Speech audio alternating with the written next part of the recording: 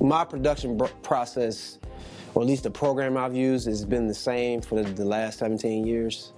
It's this program called, at the time when I got it, it was called Sonic Foundry 2.0.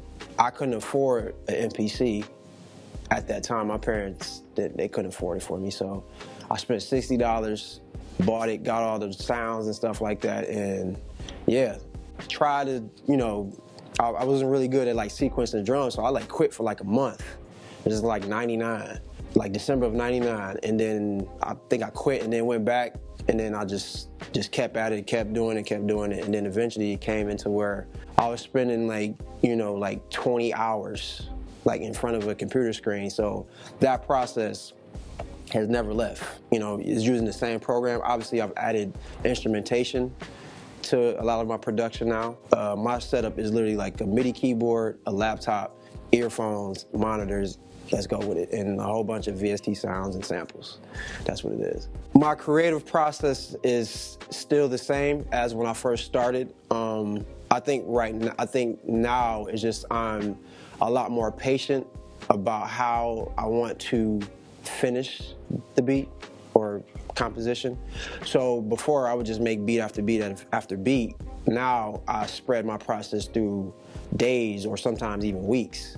You know what I mean? Because obviously, you know, your ears get tired, so you have to keep that in mind. You know what I mean? When you do that, you know, you have a better judgment as opposed to just trying to create. You know, in 5 minutes, I'd rather take it, spread it out over a few days, 4 or 5 days, or sometimes 2 weeks in some processes. You know what I mean? So yeah, I've never worked on any type of hardware ever. I've literally, my process is literally like a mouse, and I'll draw out the drums with a mouse. The only time I use hardware is just for MIDI just playing keys. That's the only time. But like drums, sequencing any type of drums is straight up a mouse and drawing the sounds out.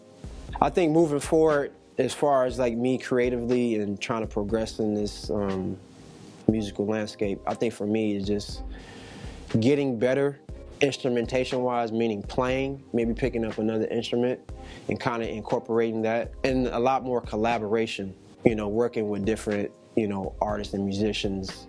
And it's really just being open musically, you know, to not just getting stuck in the box of one specific thing, but kind of moving around. And I think over the last few years, I've been able to accomplish that somewhat. But definitely just being open to making more stuff. Even if it's a cat from France, maybe have them do an English version and a French version, you know what I mean? That's something different, because over in France, you know, they got people that come out, and that particular artist, if I'm vibing with him, he might bring out 20,000 people. I'm exaggerating, but I'm just saying, like, being open like that, you know, it doesn't matter what it is, but if it transcends, if the music is dope, the vibe is dope, you know what I mean? The sky's the limit, so yeah. As far as like with the live sets with me, you know, going forward, like definitely for myself, I want to incorporate me playing a lot more. So like I play keys, you know, just real minimal, but or you know, having musicians come on stage, you know, playing bass or whatever type of instrument, but just having that whole, because the tour that I'm on right now, I've experienced that other side of it as opposed to me just playing by myself, you know, where we having 3 different people doing 3 different things, and we're all trying to find our role in the jam session live, improv. You know what I mean? So like definitely moving forward, I want to get more into trying to apply that to the live set, just to bring a different dynamic, but still having the party rolling though. Which creates way more artists, way more beat makers, way more MCs than there was back in my time. What I'm trying to say is, in a sense, back then it was almost easier for us to get recognized as long as we stayed focused and, you know, really did our thing. We come out the record store, we go to my car, only to discover that someone had broken into my car and stole my backpack and largest backpack. DITC as a whole shaped the sound of sampling, plain and simple.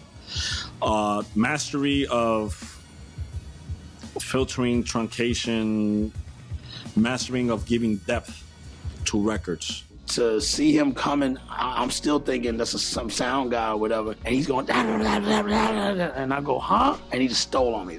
Pop clocked me like right around here, he got me good. As soon as I went to punch him back,